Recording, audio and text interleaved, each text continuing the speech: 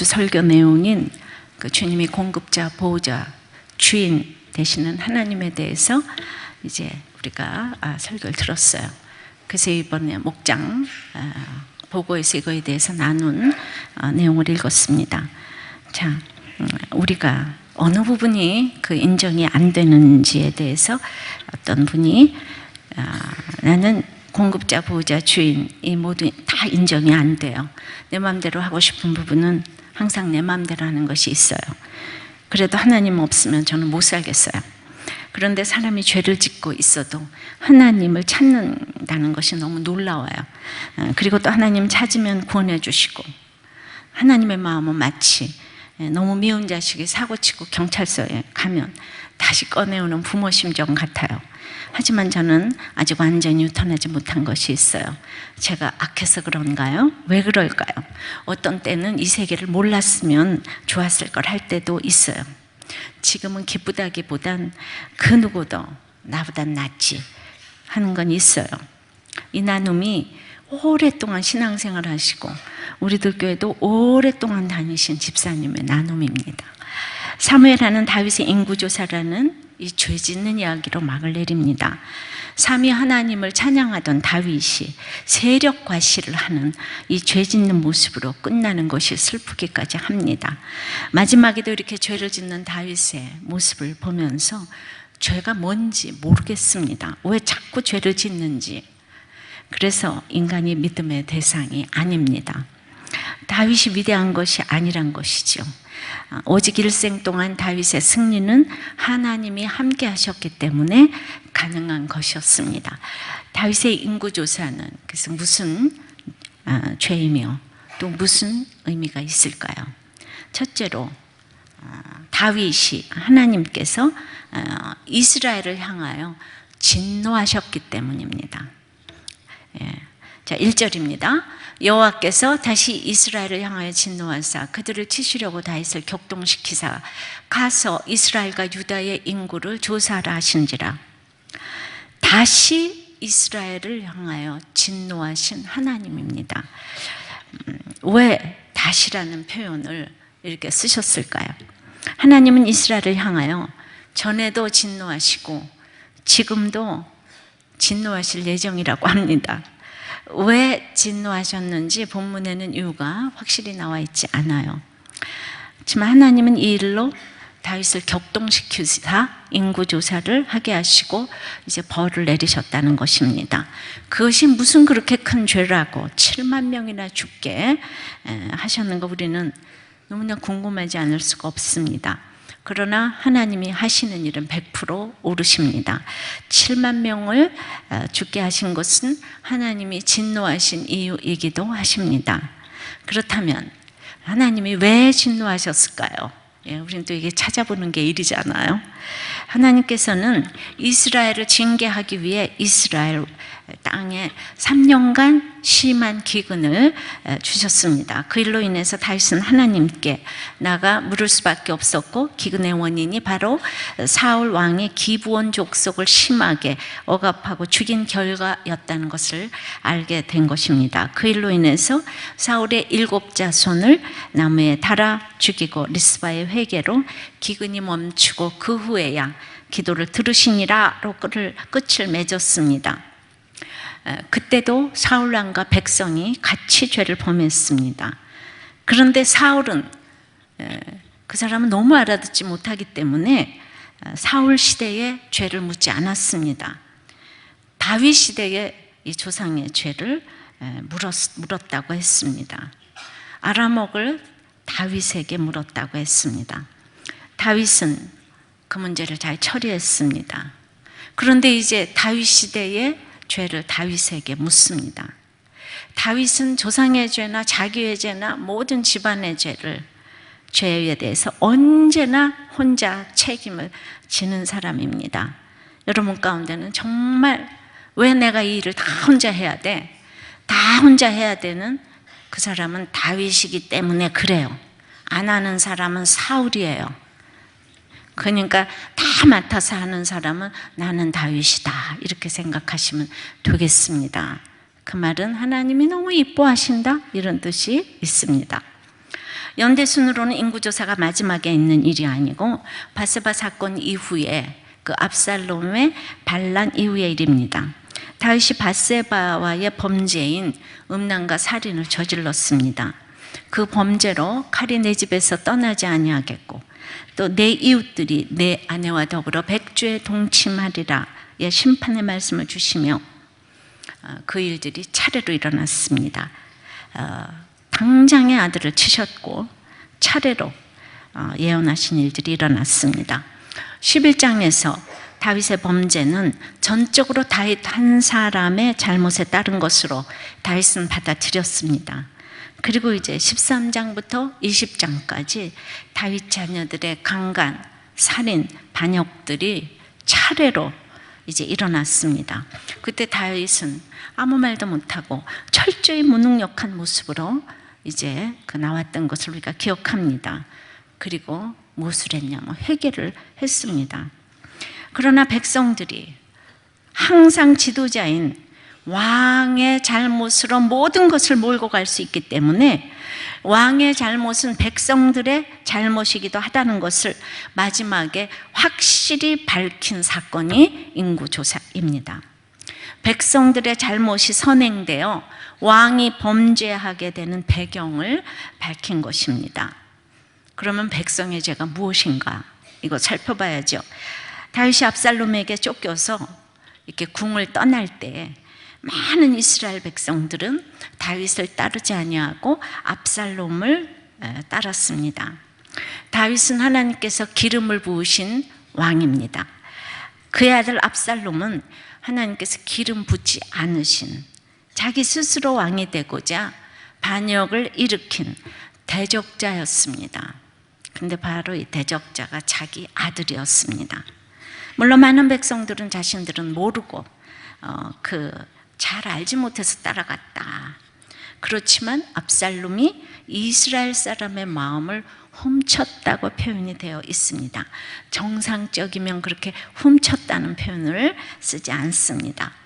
외모와 이런 언변에 넘어가지 않아야 될 사람에게 이스라엘 백성이 넘어갔다는 것입니다. 지금껏 따랐던 하나님의 종 다윗에 대한 믿음이 그만큼 없었다는 것을 반증하는 것이기도 합니다. 신장과 외모가 탁월한 사울왕 때도 그 무서운 사울의 그 압제를 경험했습니다. 근데 다윗이 왕이 되고서도 그 사울왕 때를 기억하지 못하고 세상 통치의 전형인 압살롬의 외모를 못 벗어나고 다윗에게 반역을 한 것입니다. 그뿐만 아니고 그 이후에도 잡류에 불과한 베냐민 사람 비그리의 아들 세바를 온 이스라엘과 사울 족속이 따랐습니다. 사울의 고향이 베냐민이죠. 뿌리 깊은 지역 감정을 계속 이렇게 보게 됩니다. 그것을 성경에서도 보게 됩니다. 근데 다윗 시대에 이런 많은 일들이 일어났어요. 그러니까 다윗 때문이기도 하지만 다윗을 배반한 것은 하나님을 배반한 것이기에 백성을 치리하셔야 했습니다. 기근의 문제와 인구조사 문제는 이스라엘 백성에 대한 징계의 목적이 있습니다. 백성들이 사무엘을 쫓다가 사울을 쫓고 다윗을 따르다가 압살롬을 쫓았습니다. 그러니까 이건 다시 말하면 하나님 쫓다 세상 쫓고 또 하나님 쫓다가 세상 쫓고 그냥 날마다 이렇다는 거예요. 우리가 행위로 구원되는 것이 아닙니다. 오직 믿음으로 구원됩니다. 그런데 행위가 없어 보이는 다윗에게 구원이 있는 거예요. 잘생긴 압살롬에게 구원이 있는 게 아닌데 사람들은 자꾸 압살롬을 따르는 거예요. 이것은 하나님을 반역한 것입니다. 우리는 항상 구원이 어디 있는가를 분별해야 하는데 다윗이 너무 형편없는 음란, 살인, 반역 이런 것들이 13장부터 20장까지 오니까 이게 웬만한 사람이 분별이 되겠습니까? 뭐 다윗 저 따위 인간이 다 있어 다 이렇게 생각하고 압살롬은 너무 불쌍해. 다윗에게 차별받고 뭐 이렇게. 그러니까 여러분들이 구원받지 않으면 이 성경이 아주 어렵습니다. 그래서 제 얘기가 어렵다고 합니다. 자, 어떤 목포에 이런 나눔이 또 있었어요. 스갈의 성전 건축 중단의 원인은 진짜 저라고 생각해요. 아이가 아프기 시작한 시기와 제 문제가 시작된 시기가 같아요. 그리고 결국 저를 돌아올 수밖에 없게 하는 것도 아이라고 생각해요. 전 아이보다 제 자신을 사랑했었어요. 그리고 전 믿음 좋은데, 다시 잘 들어보세요. 전 믿음은 좋은데 거지 같은 사람보다, 그대로 제가 이거 인용합니다. 믿음 없어도 성품 좋고 자기 일 잘하는 사람이 더 좋아요. 그게 제 믿음의 현주소예요. 어쩌겠어요? 이러는 거예요. 이거 좀 오래된 믿음의 사람들이 이렇게 얘기합니다. 참 목장이란 건 좋아요. 왜냐하면 이렇게 솔직하게 이렇게 다 얘기를 해보니까요. 이런 사람이 압살롬을 따라가는 것입니다. 이 다윗이 모든 죄와 수치를 다 드러냈잖아요. 죄와 수치를 드러내는 게 얼마나 축복인지 몰라요. 그런데 다윗은 드러냈기 때문에 인류의 조상이 되었는데, 압살롬은 이제 날마다 잘생긴 외모, 언변 이거 드러내니까 다들 마음을 훔쳤다 그러잖아요. 정말 우리들 교회가 요즘에 남자만 바람피란 법이 있어요. 여자도 그래서 그럼 또 펴야지. 그러면 남자는 뭐 참아야 되고 여자는 절대로 안 됩니까? 그런 게 어디 있어요? 왜 말이 없어요? 네. 그러니까 이게 그냥 여자에 대해서는 너무 이제 야박하게 대하잖아요. 그건 반드시 동기가 있는 거예요. 네. 왜 바람을 피겠어요? 똑같이 남자들도 기다려야 된다고 생각을 합니다. 자, 백성들이 사무엘을 쫓다가 사울을 쫓고 다윗을 따르다가 압살롬을 쫓았어요. 많은 그리스도인들이 예수님을 자신의 구주로 믿는다고 이야기를 합니다. 하지만 그들 중 많은 사람들이 정말 예수 그리스도를 믿는 믿음의 길에 서 있는 것이 아니라 세상 명예와 권력과 스펙과 재물에 마음을 두고, 그리고 하나님을 아닌 것처럼 하면서 이렇게 교회에서도 날마다 이렇게 반역을 합니다. 그들은 하나님께서 그들을 위해 세우신 왕을 배반하는 일에 끊임없이 동참을 합니다. 되었나 보다 하면 딴 데로 가고, 팔복으로 가는가 보다 하면 기복으로 가고. 자, 적용해 보세요. 여러분은 세상 왕을 끊임없이 벗어나지 못해서 하나님이 진노하실 일이 무엇입니까? 또 이제 한 목보 내용을 소개합니다. 이번 주 수요 예배에서 스가랴 1장에 70년 포로 생활을 마치고 고향 땅에 돌아왔는데, 아직도 16년이 지나도록 바벨론 왕의 연호인 다리오 왕의 연호를 쓰고 있는, 그러니까 예수 믿는 대로 돌아왔는데도 아직 세상의 용어, 세상의 통치를 받고 있는, 이제 그거에 대해서 나눠보라고 하셨어요. 그러면서 그러니까 우리가 이제 다윗이 이렇게 하듯이 우리도 그거에 대해서 저는 거기는 박사님이 계신가 봐요. 저를 소개할 때 박사라는 말을 종종 썼어요. 또 한 엄마는 우리 딸이 먼데 다녀요, 외고 다녀요 이러고 또 자랑을 했다는 거예요. 또 어떤 분은 자기는 어떤 선교단체에 간사를 처녀 때 했는데, 간사는 직업군에도 없었기 때문에 세상에서 인정받지 못하는 직업이기 때문에 유명한 선교단체 간사였지만 지금은 동네 엄마들한테 비영리 단체에 있었어요 이러면서 또 얘기를 한대요. 또 어떤 분은 똑똑한 남편하고 살았어도 힘들었다 간증하면 어디 나왔는데요? 물어보면 은근히 남편이 S대 나왔어요 이렇게 자랑을 하면 갑자기 엄마들이 우리 아이들을 보는 시선이 달라져가지고 괜히 이뻐해주고 저 집 애들은 무슨 책을 읽나 하면서 관심을 가져요. 잘 나가는 남편의 스펙에 나도 묻혀가면 인정받는 것을 좋아하는 것 같아요. 남편에게 유명한 헤드헌터 연락이 오면 내가 연락받은 것 같고 남편 이퀄 저라는 대우받기를 즐겨요. 그러니까 목자님이 남편이 완전히 다리오 왕이네요 이제 이렇게 얘기했어요. 결혼 전엔 전 대기업 임원 비서였어요. 친정도 부유하고. 근데 결혼하고 나서 진짜 잘 살 줄 알았는데 내세울 것이 하나도 없네요. 그냥 오직 교회에서 우리 남편 목자야, 그게 전부예요. 그랬더니 다들 막 박수를 치면서 그게 최고지요. 예, 또 한 분의 나눔을 소개해 드리겠어요. 제가 피아노를 전공했는데 어떤 교수의 제자라고만 해도 다른 사람들이 이렇게 인정하는 것이 있었어요. 그런데 이제 제가 신대원에 들어갔는데 사람들이 신대원이 뭔지도 모르고 그래서 그냥 학생이에요, 그렇게 얘기를 한대요. 근데 신대원 학생보다 더 무시받는 것은 젊은 여자 전도사였어요. 근데 때마침 대학교에 제가 피아노 강사로 나가게 되었는데 사람들이 전도사 아무개보다 대학 강사 아무개 하니까 오 하면서 다르게 보더라고요. 그것도 우리들 교회에서. 예. 그런데 남편도 신대원 동기들에게 나를 전도사가 아니라 대학 강사라고 소개하는 걸 참 좋아했어요. 남편은 남자 목사들이 제일 싫어하는 것이 목소리 크고 센 여자 전도사라고 하면서 제가 드레스 입고 피아노 치는 거 보며 자기는 사람들에게 인사하는 거 그게 좋겠다고. 부인은 피아노 치고 자기는 사람들에게 우리 부인이다 이렇게 인사하는 거 알아들어요? 피아노가 뭔지 모르시니까. 그래서 그 전도사라는 호칭은 우리 교회에서만 불러주는 것 같아요. 그런데 그 목사 사모라고 하면 사람들이 뭔가 끄덕이면서 밝은 미소를 띠고 쳐다봐요.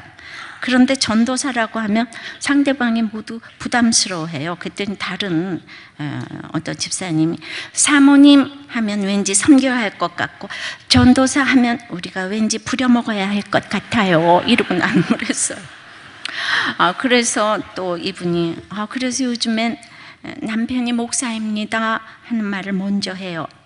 그런데 담임 목사께서 집회 때 제가 따라갔는데 제 간증을 막 하면서 그 피아노 치던 딸이 랄랄랄라 해서 이제 전도사가 되었습니다. 아무개 전도사 그 자리에 일어나 보세요 이러면서 자기를 전도사라고 말을 하는 것 아니겠습니까? 뭔지 모르죠. 예. 근데 담임 목사님만 전도사라는 칭호를 열심히 불러주셨다 이 얘기죠. 다들 교회 다니지만 이렇게 세상의 통치를 벗어나지 못하는 것이 참 많이 있습니다. 예. 그 전도사가 바로 누구지요? 예. 자, 아시면 아멘. 예. 자, 두 번째 인구조사는 다윗을 격동시키셔서 하게 하신 것입니다. 첫 번째는 백성을 치리하신 거고 그 일을 다윗을 격동시켜서 하게 하셨어요. 1절입니다. 여호와께서 다시 이스라엘을 향하여 진노하사 그들을 치시려고 다윗을 격동시키사 가서 이스라엘과 유다 인구를 조사하라 하신지라. 하나님은 이 죄에 대해 진노하시고 죄를 묻고자 다윗을 격동시키셨다고 하십니다. 역대상 21장 1절에 사탄이 일어나 이스라엘을 대적하고 다윗을 충동하여 이스라엘을 계수하게 하니라. 역대상의 같은 일화를 보면 사탄이 다윗을 충동시켰다고 되어 있습니다. 여기에서는 하나님이 주어인데 역대상에서는 사탄이 주어입니다. 그리고 옛날 한글 성경 보면은 거기서는 또 감동시켰다로 번역을 해놓고 있습니다. 격동과 감동이 원어로는 똑같습니다. 와야 세트로 되어 있어 원형은 수투라는 단어로 찌르다는 의미에서 파생되어 누군가의 마음을 미혹하거나 화나게 함으로 올바른 판단을 하지 못하게 한다는 의미가 있습니다. 하나님과 사단이 같은 단어의 주체로서 기록되었습니다. 성경에 오류가 없는데 어떻게 이런 일이 있을 수가 있는가 하지만 욥기에서도 보면 하나님이 허락하셔서 사단이 욥에게 고난을 허락하시는 모습을 볼 수가 있었습니다. 하나님이 허용하시는 것은 곧 하나님이 그것을 행하시는 것을 의미합니다. 즉 하나님께서 다윗이 죄를 범하도록 직접적으로 역사했다고 보기보다는 사단이 이스라엘을 대적하고 다윗을 격동하는 것을 하나님께서 막지 않으셨다는 것입니다. 그럼 어떤 상태의 사단이 틈탈까요?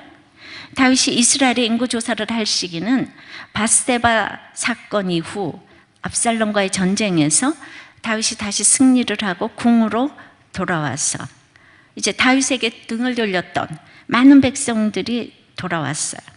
다윗의 왕권이 다시 안정을 찾아갈 시기였습니다. 그래서 다윗의 격동을 좀 더 생각해 보십시다. 모든 백성의 마음을 도적질한 훔친 압살롬에게 백성들의 마음이 향했었던 것을 알기 때문에 다윗은요 편해지니까 두려움이 좀 있었을 것 같아요. 압살롬에 의해서 쫓겨갈 때는 다윗이 수치스러워도 회개하면서 갔기 때문에 해석이 되었어요. 근데 평정이 되고 나니까 시간이 참 지난 후일지라도 밧세바 사건의 상처가 올라올 수 있어요. 그 열등감으로. 지난 시간의 상처를 잊어버리려고 해도 그 자기 죄의 결과로 압살롬이 반역을 했으니까 격동이 될 때가 있습니다. 그래서 열등감이 들 때 상처가 다시 비집고 올라와서 격동이 돼요. 뭘 하냐면 자기의 군사를 과시하고자 합니다. 나한테 용사가 몇 명인 줄 아느냐? 내가 그래도 통일왕국의 왕이다. 내가 아니면 칼 뽑을 사람이 130만 명이나 있겠느냐? 이런 마음으로 인구조사를 한 것입니다. 다윗이 하나님 나라에 충만한 이렇게 충만할 때는 지나간 상처가 별이 되지만 통일왕국의 왕이 되어 부흥일로를 걸을 때는 상처를 다 덮고 싶죠. 상처가 또다시 상처가 되고 그러다 보면 상처가 많은 사람은 교만하게 안 해도 될 자랑을 합니다. 이때가 바로 다윗의 그때 같습니다.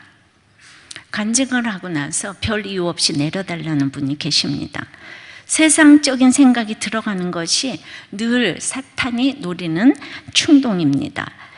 열등감이 들어갈 때가 사탄이 가장 노리는 순간입니다. 아마도 다윗의 마음속에는 백성들이 얼마나 자신에게 돌아왔는지 확인하고 싶지 않겠습니까? 백성들의 확실한 마음을 알아서 이제 그 압살롬이 백성들의 마음을 훔쳤던 그런 일이 다시는 발생하지 않도록 세력 과시를 하고 싶었을 것입니다.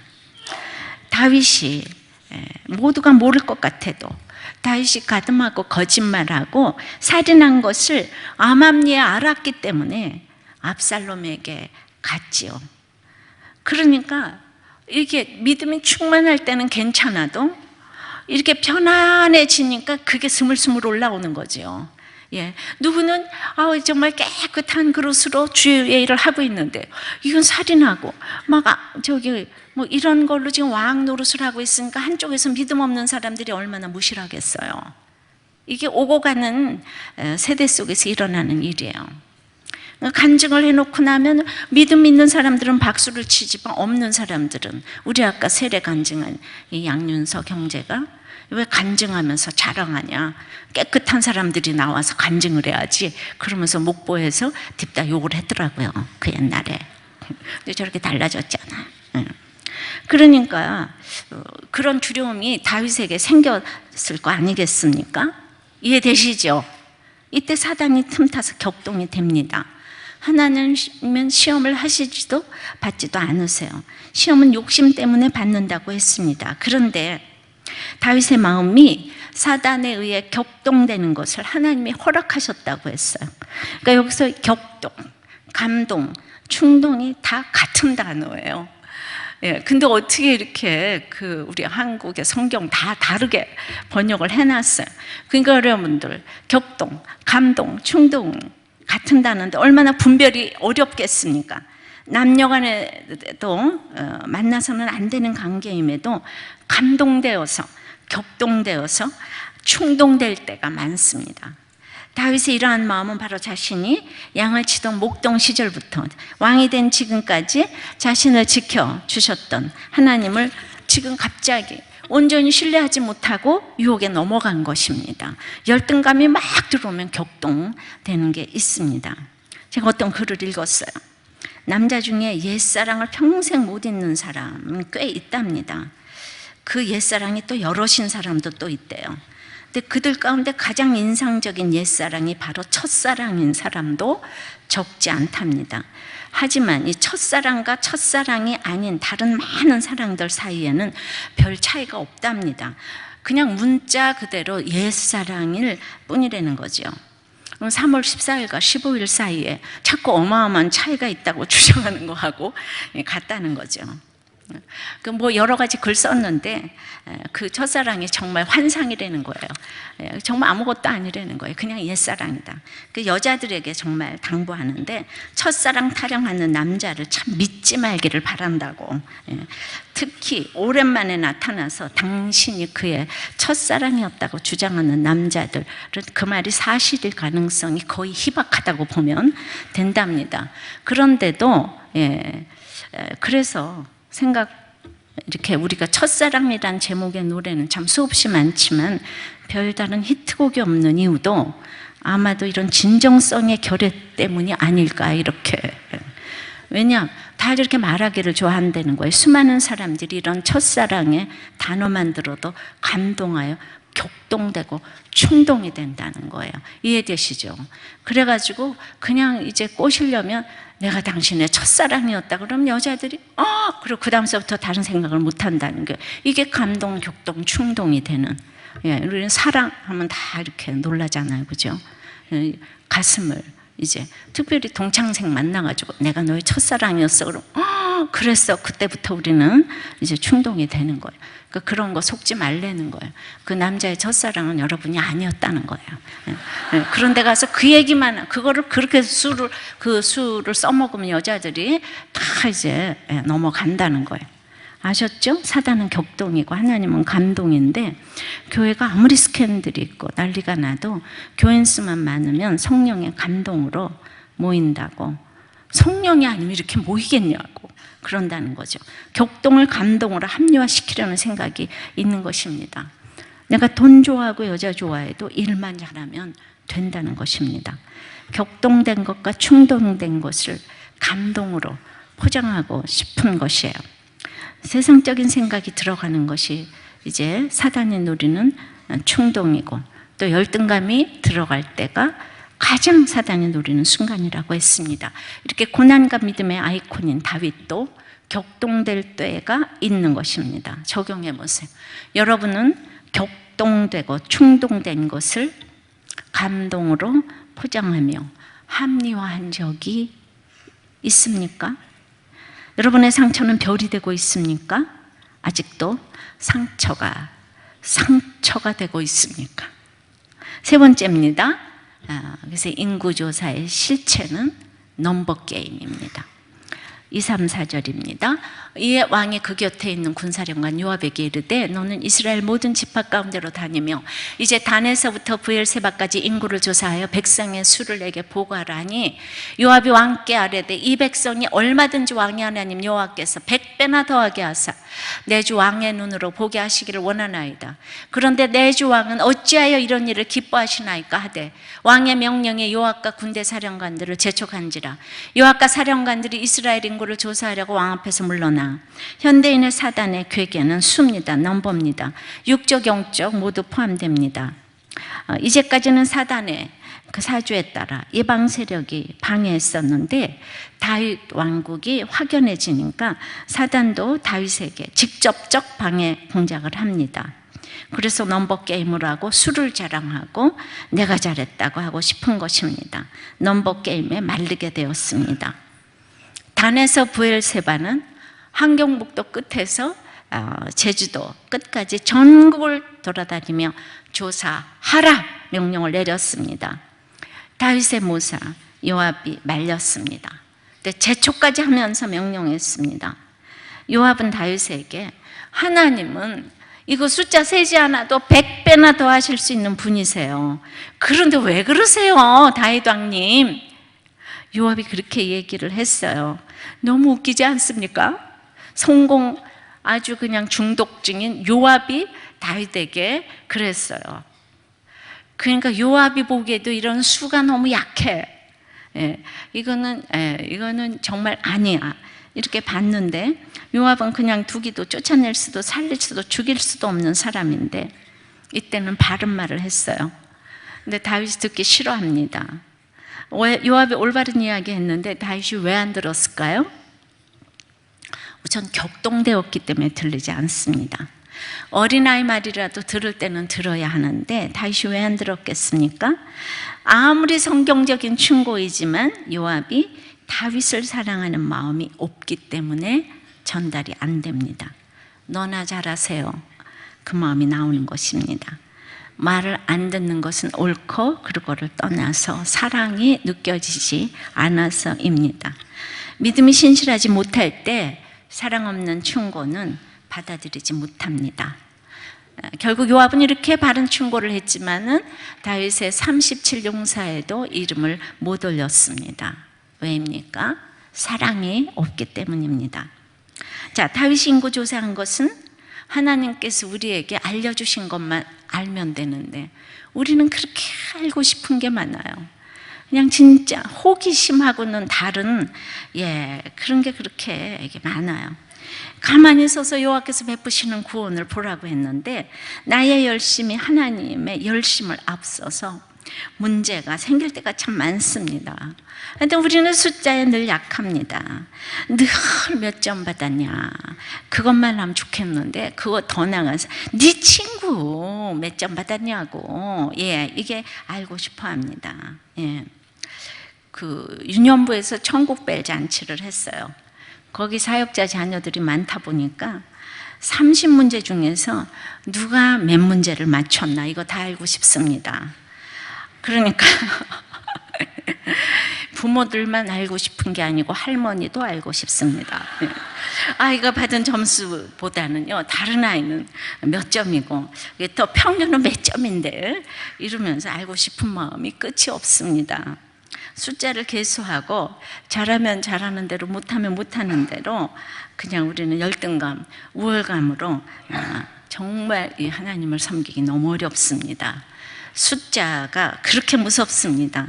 돈, 성적, 학교의 순위 등 돈이 많아도 없어도 모두 돈을 신뢰해서 우월감으로 교만하고 없어서 열등감으로 정말 이 숫자가 무섭다는 것입니다. 그러나 지금까지 다윗의 전쟁은 하나님이 붙이시면 이기고 진노하시면 졌어요. 근데 갑자기 다윗이 미쳤나 봐요. 하나님이 해주셨는데 갑자기 자랑이 나온 거예요. 하나님만 의지하고 가다가 130만이라는 소식을 들었어요. 하나님과 상관없이 적국의 병사가 130만보다 적다면 이제 그 다음부터 기도가 안 나옵니다. 근데 적국의 병사가 200만이라 그러면 그때부터는 또 두려워서 싸울 생각이 없어집니다. 그건 뭐 하려고 알아보는가 모르죠. 우린 그냥 팩트만 알면 되는데 비교는 여기서도 이제 해당이 되는 거죠. 자, 물론 인구조사가 나쁜 것은 아닙니다. 민수기는 그 이름 자체가 Numbers입니다. 모세가 한 것은 홍해바다 건너서 살아있는 것이 감사한 개수였어요.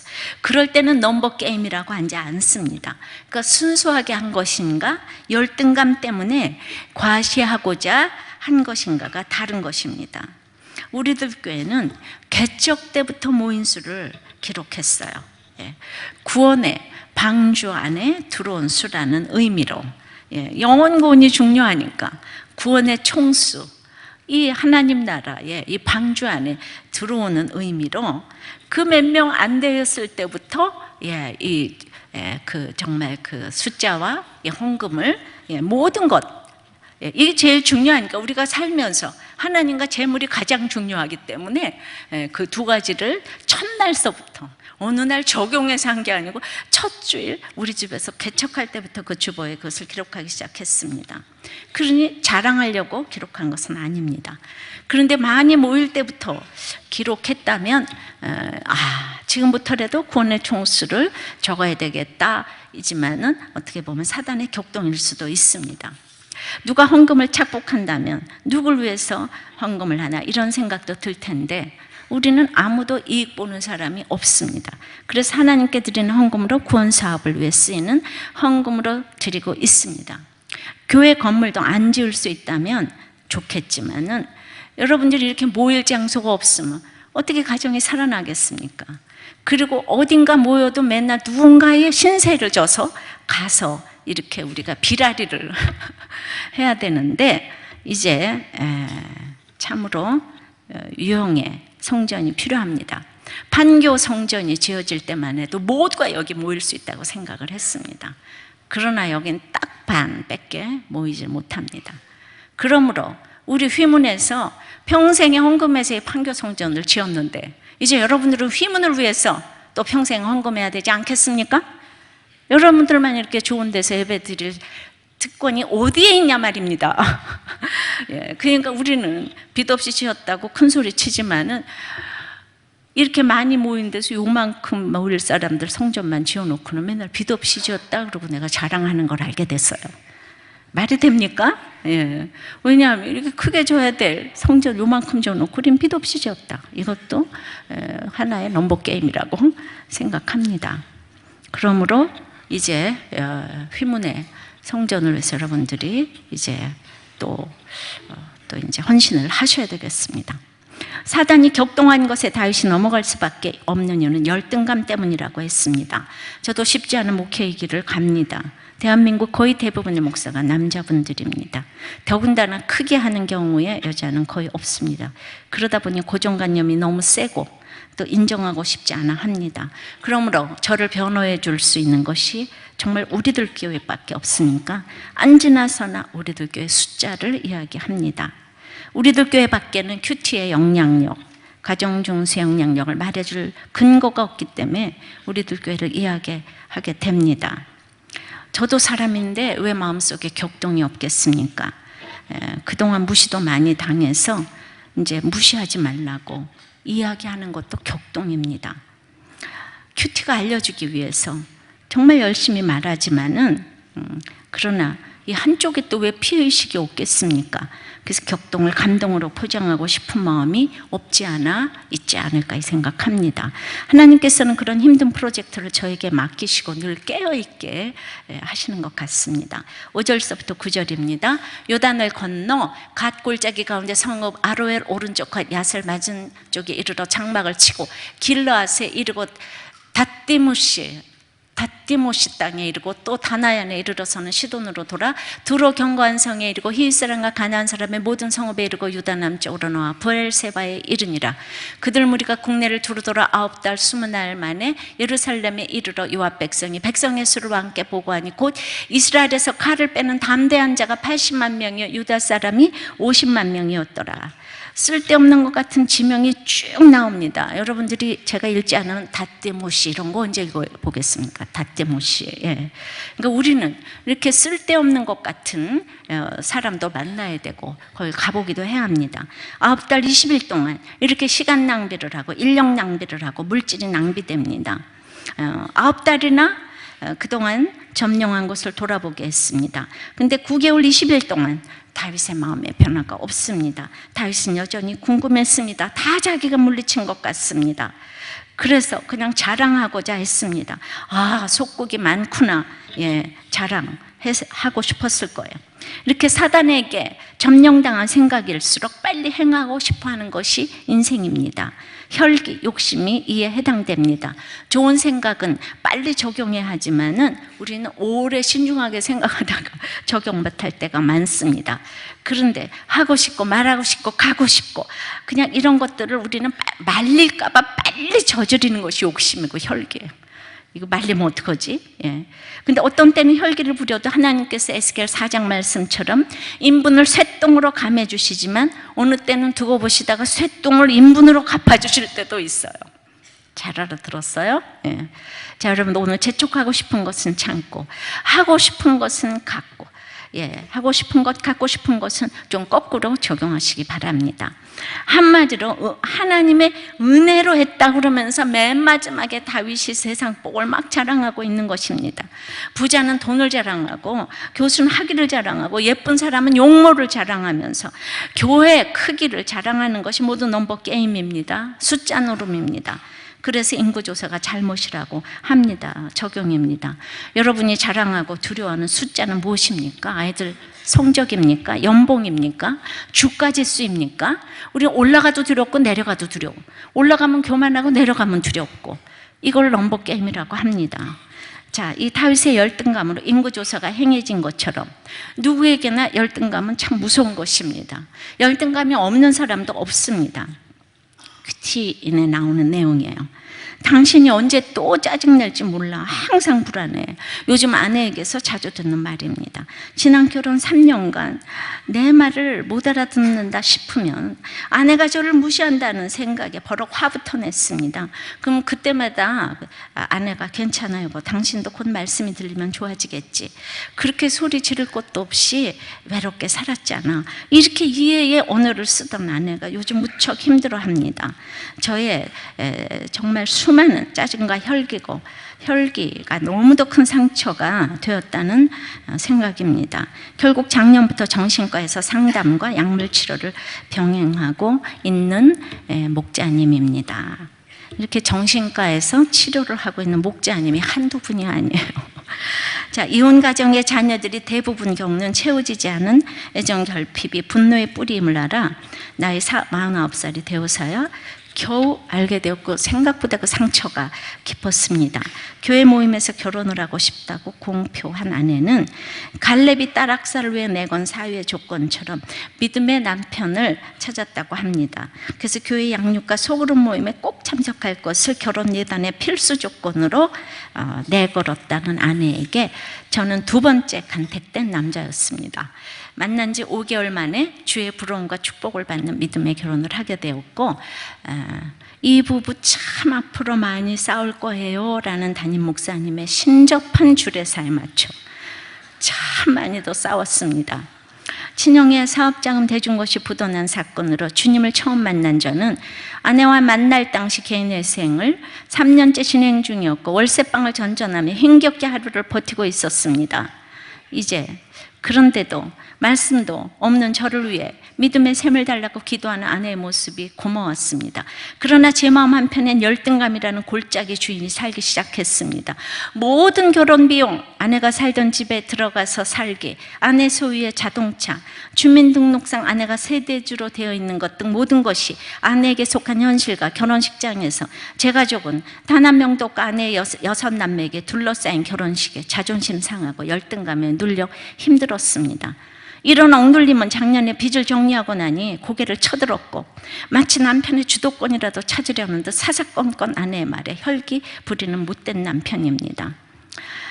여호와께서 그래서 하루는 서로 길이 어긋났는데도 길론이 어두운 저 자신은 인정치 않고 무조건 아내를 욱박지르며 교회 앞에서 난동을 부렸습니다.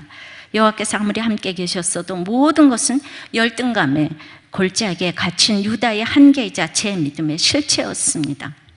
기도로 아픔을 함께 해준 아내에게 진정한 고마움 대신 내 의지로 빚을 갚았다는 생각이 앞서 아내를 괴롭히며 어느새 하나님의 자리에 앉은 죄인임에 뼛속 깊은 회개가 됩니다.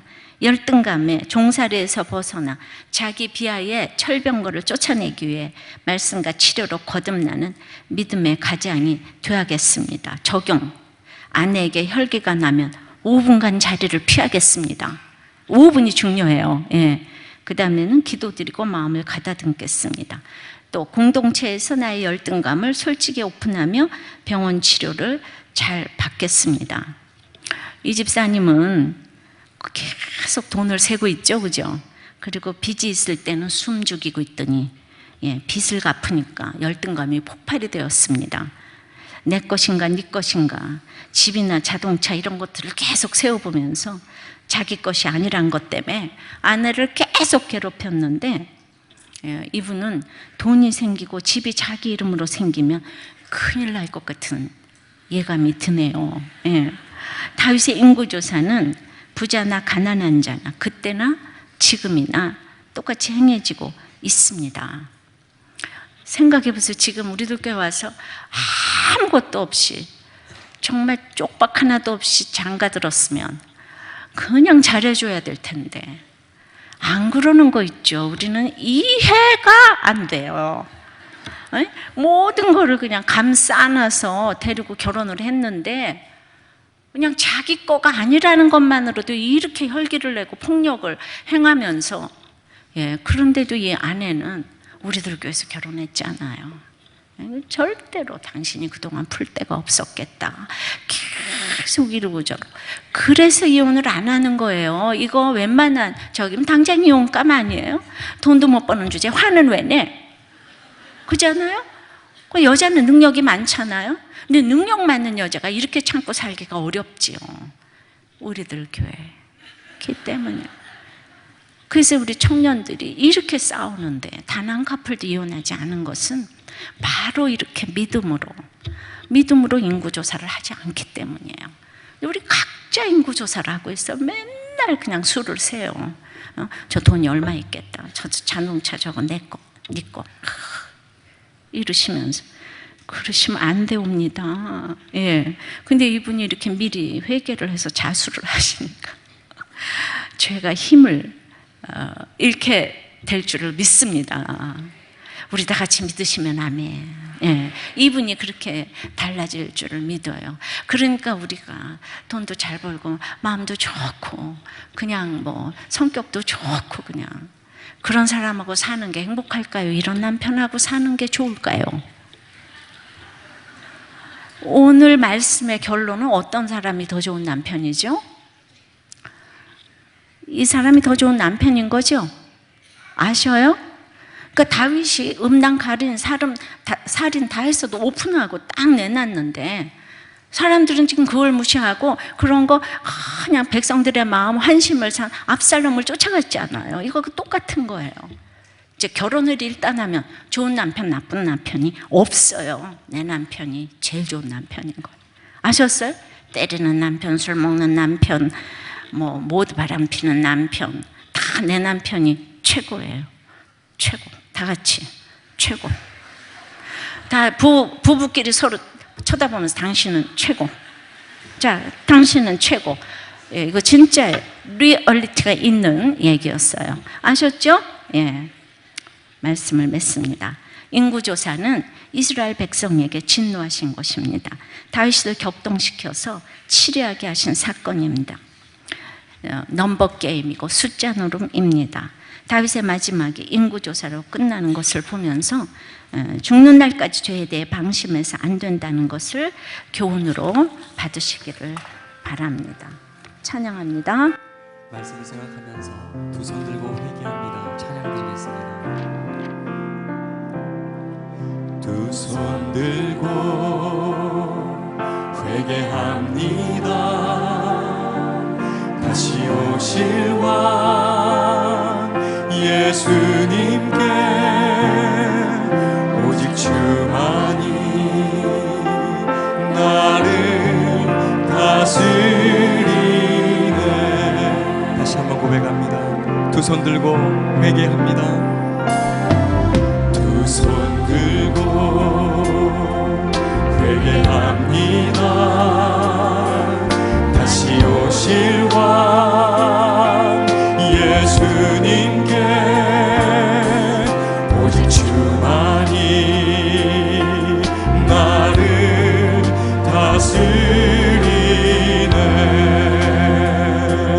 나 주님만을 섬기리. 나 주님만을 섬기리. 세상 자랑 버리고 세상 자랑 버리고 성령이여 성령이여 내 영혼 충만하게 하소서. 나 주님만을 섬기리. 나 주님만을 섬기리. 세상 자랑 버리고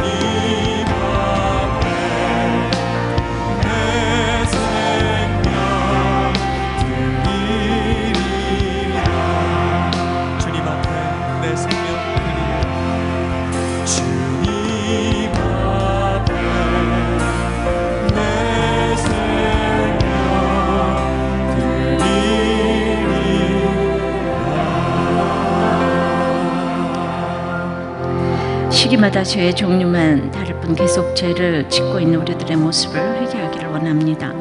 얼마나 두렵고 떨림으로 구원을 이루어야 하는지 모르겠습니다. 우리들의 각자 상태에 사는 모든 인구조사를 끝내게 해달라고 다 같이 기도하겠습니다. 아버지 하나님, 시기마다 죄의 종류만 다를 뿐 계속 죄를 짓고 있는 모습을 보게 됩니다. 정말 마지막 다윗의 이제 마지막 기록 사무엘하 20장에서 다윗의 이런 모습을 보며 정말 눈물밖에 날 것이 없습니다. 참으로 누구라고 예외가 있겠습니까? 다윗의 격동됨을 하나님이 허락하셨다고 합니다. 저 또한 감동으로 포장된 격동과 충동이 있음을 고백합니다. 참으로 늘 성도수를 확인하며 말씀 묵상과 가정 중수를 생각합니다. 그동안 힘들었던 것이 있기에 당연히 자랑해야 한다고 생각합니다. 맞습니다. 자랑해야 합니다.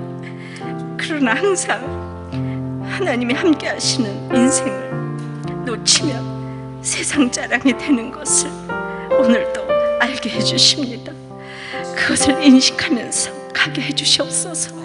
두렵고 떨림으로 구원을 이루어가게 도와주시옵소서. 오늘 특별히 다윗도 있었던 그 열등감이 왜 우리에게 없겠습니까? 그러나 이렇게 그 뿌리 깊은 아버지 하나님, 그 상처 속에서 올라오는 그 열등감으로 인한 폭력과 폭언과 아버지 하나님, 그 모든 것들을 우리는 아버지 하나님 이해할 수가 없지만은, 그러나 이런 것들을 날마다 내놓으면서 자기 죄를 보고 갈 때에 이분은 목자가 되었습니다. 주님, 얼마나 놀라운 일입니까? 우리가 누가 좋고 나쁠 수가 있겠습니까?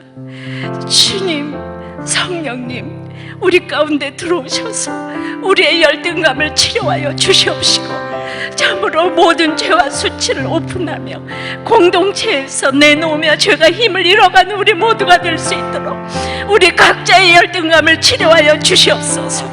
아버지, 크고 작은 열등감을 치료하여 주시옵소서. 아버지 하나님, 치유의 역사가 일어나게 도와주시옵소서. 그래서 각자의 아버지 하나님 그 인구조사를 아버지 중단할 수 있도록 주님 역사하여 주시옵소서. 이제 저희가 목회자 세미나를 준비합니다. 더도 덜도 말고 있는 그대로만 섬길 수 있도록 주여 사랑과 지혜를 허락하여 주시옵소서. 예수님 이름으로 기도하옵나이다. 아멘.